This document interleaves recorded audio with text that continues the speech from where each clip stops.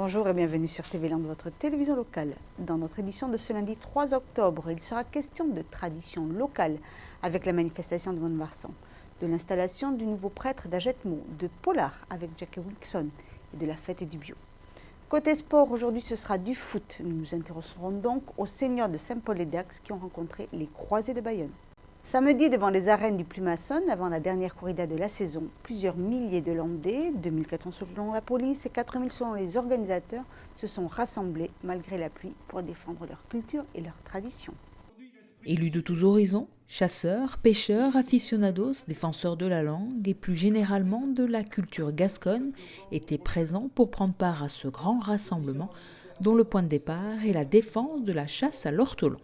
Le 19 août, nous sommes allés à la préfecture demander où en étaient nos dérogations et demander qu'elles soient prises rapidement pour être dans un cadre légal pour pratiquer nos chasses traditionnelles à l'ortolan et au pinson. Les explications qui nous ont été données par M. le préfet étaient totalement inacceptables. C'est celles qu'on nous resservait depuis 2011 sans rien changer.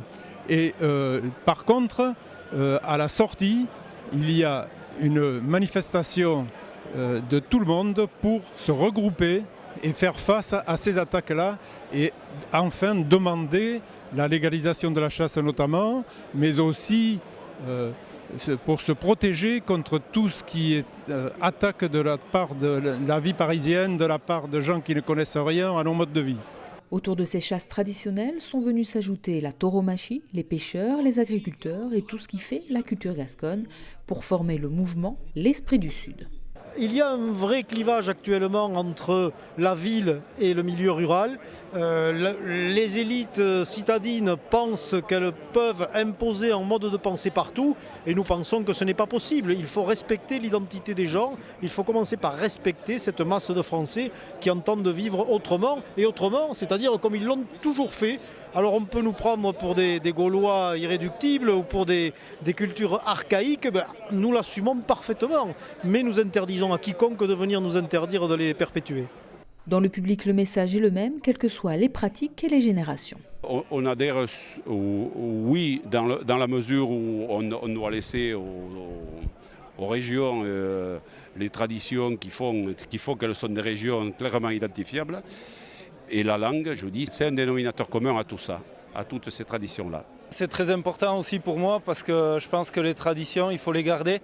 Et c'est pas quand on se sera laissé aller et que toutes nos traditions auront été supprimées qu'il faudra se dire qu'on aurait dû agir au bon moment. Il faut essayer de transmettre et profiter des personnes qui ont un certain âge et qui connaissent vraiment bien la nature et qu'il y ait une très forte transmission.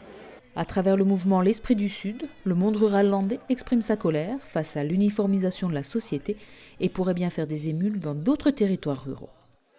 Après avoir été chargé de l'église de Parentis-en-Born, le prêtre Jean-Michel Dupouille a été appelé par l'évêque du diocèse pour s'occuper de celle d'Agetmo. Son installation avait lieu le 24 septembre dernier devant une foule de fidèles venus l'accueillir. Venus d'Agetmo et de toutes les Landes, les fidèles étaient nombreux à venir assister à l'installation du nouveau prêtre d'Agetmo. Les prêtres ont des missions de 6 ans ou de 9 ans et viennent prendre une nouvelle mission régulièrement, mais ils ne viennent pas simplement de leur propre chef, de leur propre volonté. Ils sont toujours envoyés par l'évêque pour bien montrer cette communion et cette appartenance au diocèse qui recouvre l'ensemble du département. Le père Jean-Michel arrive de Parentis, à l'autre bout du diocèse, et va prendre sa nouvelle mission ici à Agetmo. La cérémonie était dirigée par l'évêque et s'est déroulée de façon traditionnelle. Cette installation vient de se dérouler au cours d'une belle Eucharistie. Les maires donnent la clé de l'église au nouveau prêtre. Et une fois que sa mission a été rappelée, il commence la célébration. Pendant la célébration, il lit l'évangile pour la première fois à ses fidèles. Ensuite, il proclame la foi de l'Église. Il donne le geste de paix et ensuite salue les uns et les autres. Donc ce sont des gestes très beaux qui rappellent la beauté de la mission du prêtre et qui appellent tous les fidèles à collaborer avec lui. Suite à la cérémonie, Jean-Michel s'est vu recevoir les nouvelles fonctions qu'il devra assumer au sein de l'Église. Alors dans cette paroisse, je lui ai confié évidemment les 24 villages qui constituent cette paroisse, de travailler aussi avec toute la Chalosse et le Tursan, les paroisses d'à côté pour la préparation des sacrements et pour la pastorale des jeunes. Et puis je lui ai donc donné cette fonction d'organiser avec le prêtre qui réside à Serlous la vie de toute la paroisse. Le diocèse espère maintenant trouver un remplaçant pour l'église de Parentis. Malheureusement, nous n'avons plus assez de curés dans le diocèse pour les 35 paroisses, mais je suis confiant parce qu'à Parentis, il y a des chrétiens très sérieux, très sensibles à leurs responsabilités, et donc l'évangile continuera d'être annoncé à Parentis, bien évidemment. Jean-Michel est à présent prêtre pour un minimum de 3 ans. Je remercie celles et ceux qui se sont investis dans la minutieuse organisation de cette célébration. Pour la seconde fois, c'est à Labenne que le CIVAM organisait la fête bio. Après une petite averse le matin, les exposants ont pu s'installer et faire profiter les visiteurs de leurs produits. Pour la 15e édition de la fête bio des Landes, le rendez-vous était à Labenne. Tandis qu'au pôle Habitat, des démonstrations avaient lieu, côté producteurs, du légume frais au repas sous les arbres, tout était prêt pour accueillir au mieux les visiteurs. Alors cette année, on a 57 exposants, donc que ce soit producteurs bio et artisans ou même associations locales. Tout le monde peut trouver tout ce qu'il veut sur place, que ce soit pour manger ou même pour faire ses courses et ramener à la maison. C'est entre les producteurs qui sont là pour proposer les repas et directement leur production, leur transformation. Avec, il y a un stand où ils font du porc bio et du coup, il y a pour les végétariens, les non-végétariens. On a aussi Zedelicia qui est là, qui lui fait des smoothies fruits avec un vélo solaire. C'est hyper cool. Ça accroche les gens, ouais. Mais c'est marrant parce qu'en fait, c'est les gens qui pédalent pour faire leur smoothie. Donc c'est plutôt attractif. Et cette année, la vrac mobile a fait son apparition sur les marchés pour proposer des produits secs en vrac. Donc en fait, la vrac mobile, c'est une épicerie itinérante donc qui est installée dans un camion qui fait uniquement des produits bio, locaux et sans emballage. Donc on tenait absolument à ces 3 volets-là. Déjà parce que les emballages plastiques ou autres, les emballages jetables n'ont plus du tout leur intérêt dans notre vie d'aujourd'hui et qu'on a énormément, on a tous chez nous des bocaux, des contenants qu'on peut réutiliser. Du bio ou de l'agriculture raisonnée pour toutes les raisons de santé qu'on connaît et pour nous et pour les sols et pour la planète. Et également des produits locaux. On voulait travailler avec des producteurs, des artisans d'ici. Donc on a trouvé quasiment tous nos produits sur le Grand Sud-Ouest. On ne voulait pas faire de produits frais parce que comme on se trouve sur les marchés, on ne voulait pas faire de concurrence aux primeurs, aux bouchers, fromagers, etc. On voulait faciliter l'accès aux produits vrac et proposer en fait aux gens de pouvoir faire toutes leurs courses sur un même lieu, dans la même démarche. Et que ce soit pour faire ses courses, faire une halte déjeuner ou juste regarder, les visiteurs avaient l'air d'apprécier les produits proposés. C'est bio et moi je l'ai choisi sans gluten. Donc il y avait d'autres possibilités de combinaison, mais comme je mange sans gluten, voilà, j'ai pris ça. Là je connais, je mange chaque fois qu'ils y sont, je mange chez eux. C'est Philippe de la Forge là-bas et voilà, j'aime beaucoup ce qu'ils font, c'est très bien cuisiné. Alors je me suis arrêtée ici, au panier amande, pour manger un plat complet avec protéines, légumes, fruits et être sûr d'avoir fait un repas bien équilibré et bien avec une production sans produits chimiques. Il faudrait que tout le monde s'y mette pour avoir non seulement une meilleure santé, mais des produits locaux de plus en plus développés, parce que la grande distribution, il faudrait que ça cesse. Donc voilà, je viens pour encourager, pour être sûr qu'il y ait au moins du monde qui découvre et encourager tous ceux qui s'efforcent de faire ce genre de production. Ainsi, la fête bio rassemble, informe et fait passer une bonne journée.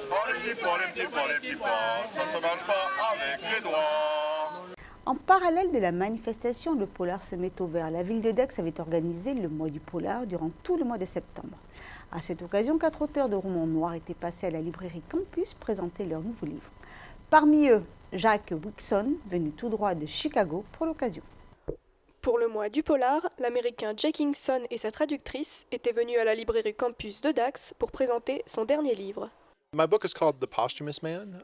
It's about a preacher named Elliot Stilling who wakes up in a hospital room after a suicide attempt. And he wakes up and he meets his nurse, and his nurse is she's sort of shady, and he becomes kind of obsessed with her and follows her, and she pulls him into a world of crime and of criminals. And we're sort of figuring out who he is and why he committed suicide, why he did what he did.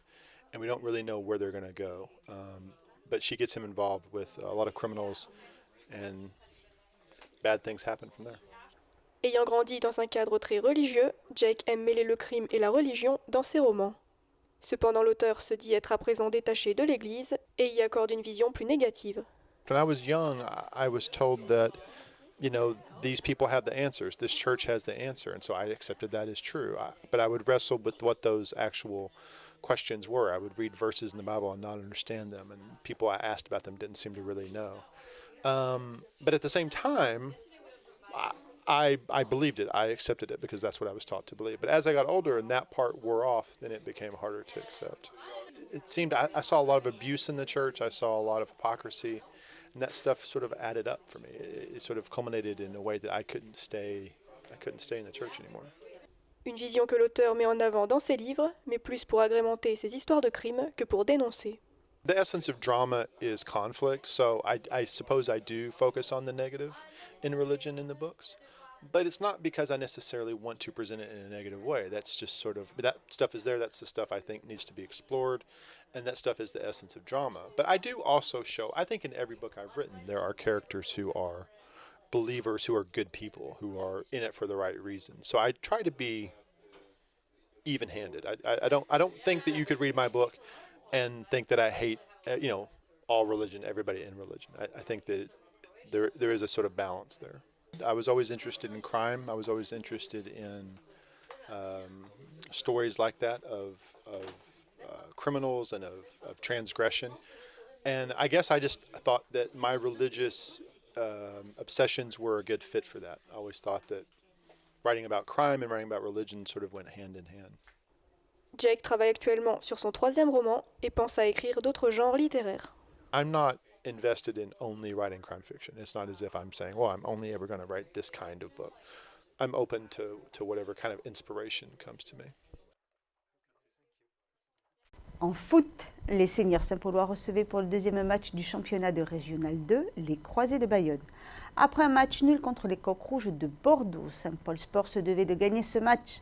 Une rencontre gratifiante pour les Bleus qui montrent leur potentiel et espèrent ainsi aller le plus loin possible dans ce championnat.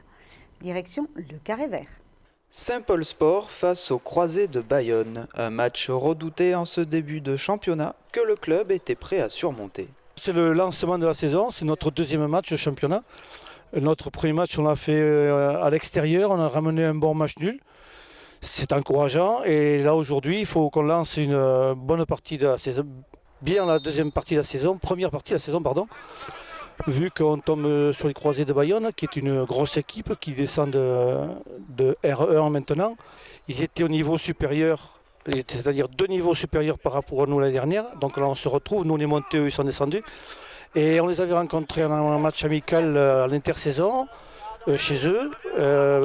On avait perdu 3-2, mais l'équipe n'était pas complète et la mayonnaise n'est pas encore repris. Mais là, je pense qu'on est en train de repartir sur de bonnes bases comme la saison passée. Et il faut qu'on y arrive dignement avec de bons résultats, une bonne ambiance dans le club et ça a l'air de bien partir. Pendant 90 minutes, les Bleus ont su maintenir leur rythme face à l'équipe adverse. Entre la communication et la maîtrise du ballon, les joueurs ont su garder leur concentration tout le long de cette rencontre. Une cohésion qui s'avéra payante avec un premier but à la première mi-temps, puis 2 autres en seconde période. 3-0, une victoire pour les Saint-Paulois. Pour un premier match à domicile, je suis très content du score et de la manière. On avait joué qu'à l'extérieur jusqu'à maintenant, donc c'est vrai que c'était des matchs de coupe avec plus ou moins de qualité. Et, donc on ne savait pas trop où est-ce qu'on en était, malgré un bon match sur la première journée. Et voilà, j'ai envie de dire que voilà, j'espère que la saison est lancée, mais en tout cas on a fait un gros match. On a répondu présent, on savait que cette équipe en face allait mettre beaucoup d'intensité dans les duels. Et ce que j'avais dit aux joueurs avant le match, et à partir de là on a répondu présent. C'est nous qui avons imposé le défi physique, c'est nous qui avons imprimé le rythme au jeu. Et voilà, on leur a pas laissé de ballon. Je crois qu'ils n'ont pas une occasion, à part la barre en première mi-temps. Voilà. Mais sinon, voilà, c'est nous qui avons mis le rythme au jeu. Et on a mis les ingrédients qu'il fallait, il y a la qualité et surtout on gagne. C'est marquer 3 buts, c'est très bien parce que jusqu'à maintenant on n'avait pas marqué beaucoup de buts. Donc c'est vrai que ça fait plaisir.